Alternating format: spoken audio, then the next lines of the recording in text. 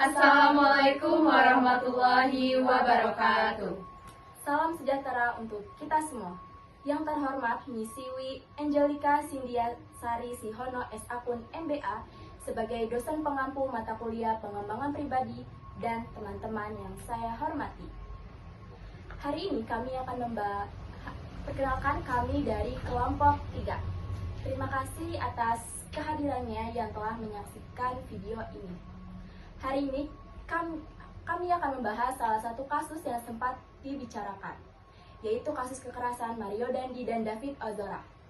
Di balik kasus ini, ada banyak hal yang bisa kita refleksikan bersama, mulai dari kekerasan hingga ke fenomena yang bikin banyak orang bertanya, apakah hukum benar-benar adil untuk semua kalangan? Saya mohon partisipasi aktif dari para peserta untuk dapat memberikan pandangan dan solusi terhadap kasus ini. Sebelum kita mulai, izinkan kami untuk memperkenalkan tim kami terlebih dahulu. Perkenalkan, nama saya Vela Pusutara sebagai moderator di FGD kali ini.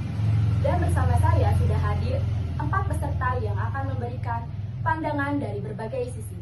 Saya persilakan untuk memperkenalkan diri. Izin memperkenalkan diri, nama saya Riana Nur Indasari, saya sebagai peserta pertama. Izin memperkenalkan diri, nama saya Kalisa Fernanda sebagai peserta kedua. Izin perkenalkan diri, nama saya Anissa Marcella Novelia sebagai peserta ketiga. Izin memperkenalkan diri, nama saya Askia Zahra sebagai peserta keempat. Sudah siap? Mari kita mulai diskusinya. Yuk kita mulai diskusinya. Saya mau dari peserta pertama dulu nih. Pertanyaannya, bagaimana jalannya hukum dalam kasus ini? Oke, terima kasih atas pertanyaannya. Menurut saya, hukum sudah berjalan sebagaimana mestinya. Bisa kita lihat, meskipun pelaku punya latar belakang yang cukup berpengaruh, faktanya dia tetap diproses secara hukum dan dijatuhi hukuman yang berat. Itu artinya hukum kita masih berjalan sebagaimana mestinya dan nggak sepenuhnya tunduk pada status sosial. Dan jangan lupa juga, proses ini juga masih cukup transparan. Publik bisa ikutin perkembangan kasusnya dari awal sampai akhir. Itu pendapat saya. Kalau yang lain? Menurut saya terus sepakat justru karena ada tekanan dari publik dan sosial, proses hukum bisa secepat itu. Kalau kasus ini viral, belum tentu pelakunya langsung tindak. Itu menunjukkan bahwa sistem hukum kita masih rentan dipengaruhi tekanan luar dan masih ada ketimpangan perlakuan terhadap orang-orang yang punya kuasa. Kasus ini aja sempat bikin curiga, lalu pelaku kaya masih bebas, sementara korban sudah dalam kondisi kritis.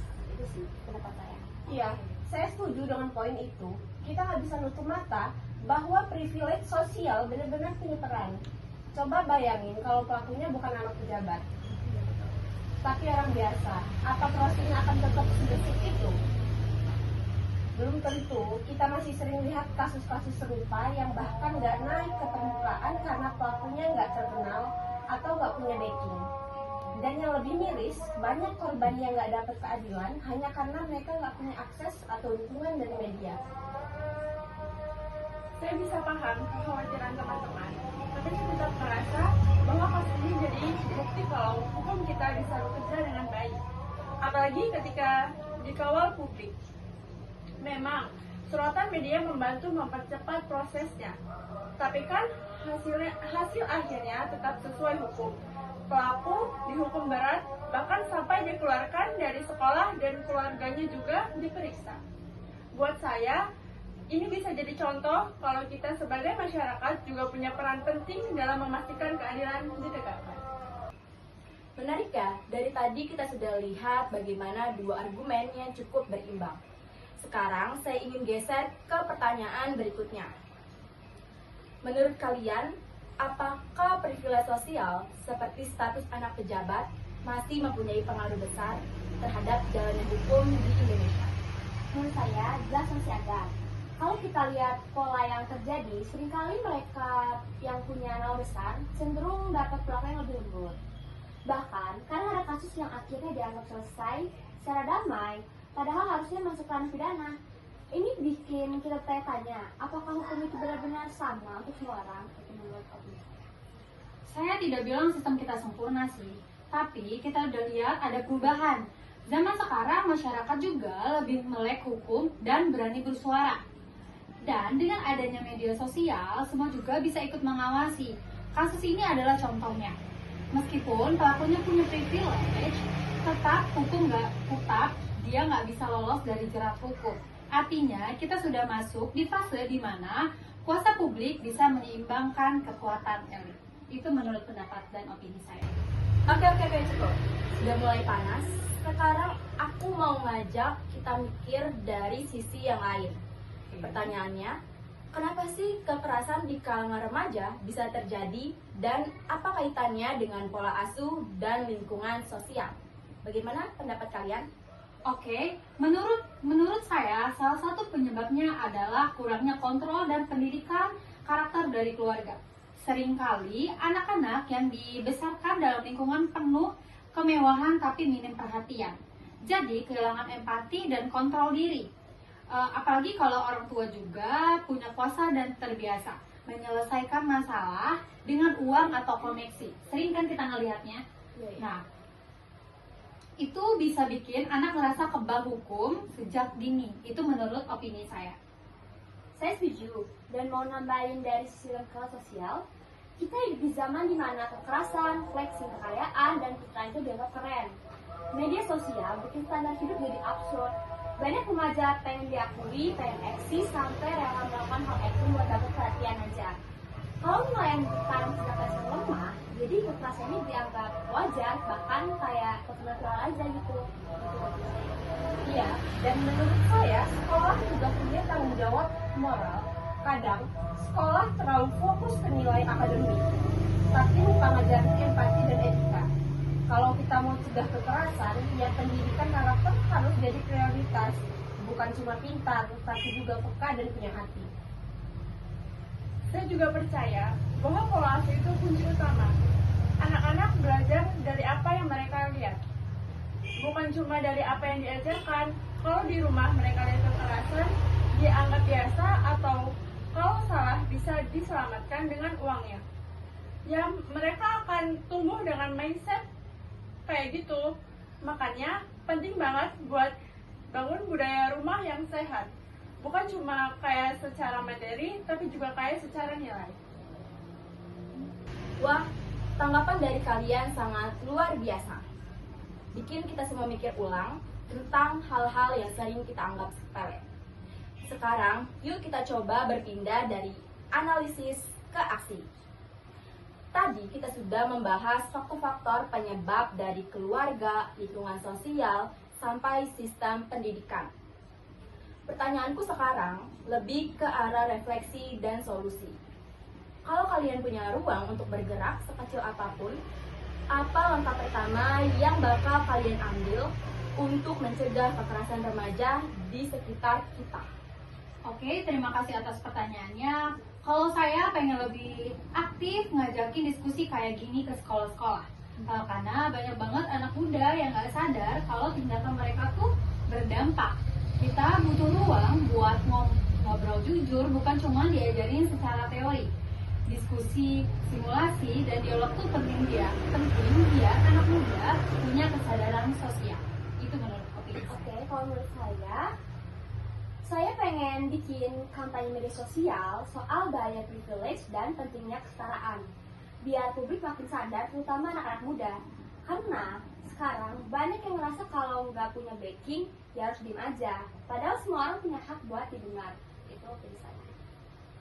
Saya pengen lebih terlibat di komunitas lokal, bikin kegiatan yang ngajarin empati, kerjasama, dan saling membantu. Karena kadang itu terlalu fokus ke masalah besar, sampai lupa bahwa perubahan bisa dimulai dari lingkungan kecil kita sendiri.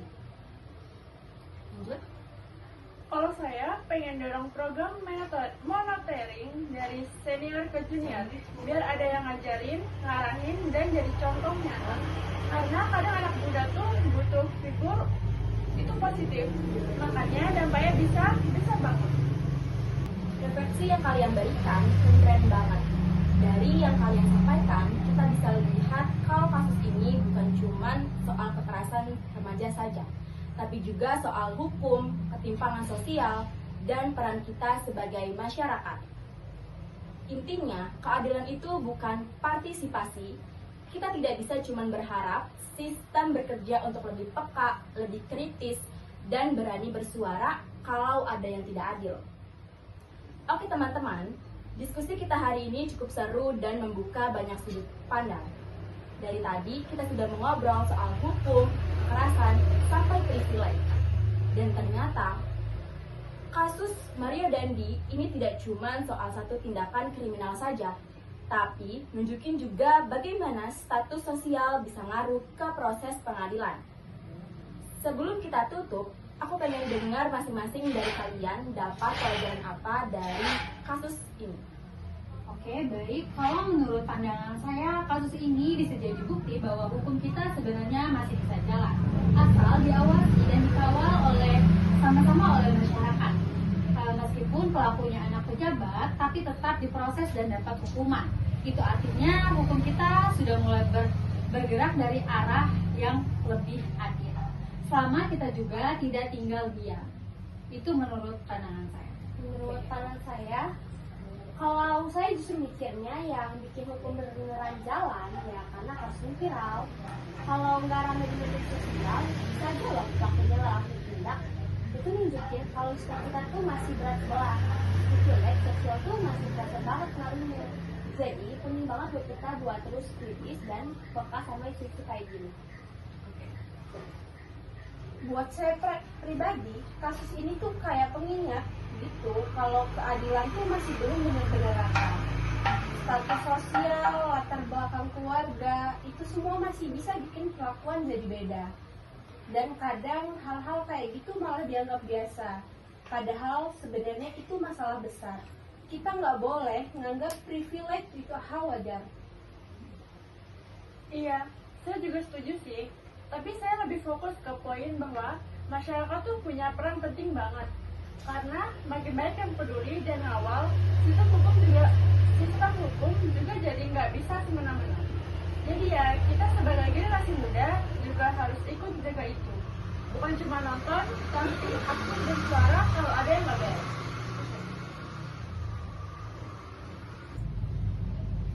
Terima kasih banyak buat semua peserta yang sudah menyampaikan gagasan dan refleksi hari ini. Dari diskusi kita tadi, ada beberapa yang bisa kita simpulkan bersama. Yang pertama, privilege sosial masih punya pengaruh besar dalam sistem hukum, tapi tekanan publik bisa menjadi penyimbang yang kuat.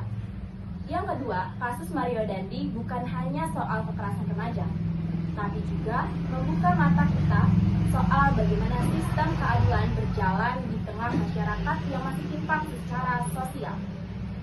Yang ketiga, media sosial dan kesadaran publik terbukti punya kekuatan besar dalam mempercepat proses hukum dan membuka keadilan untuk semua.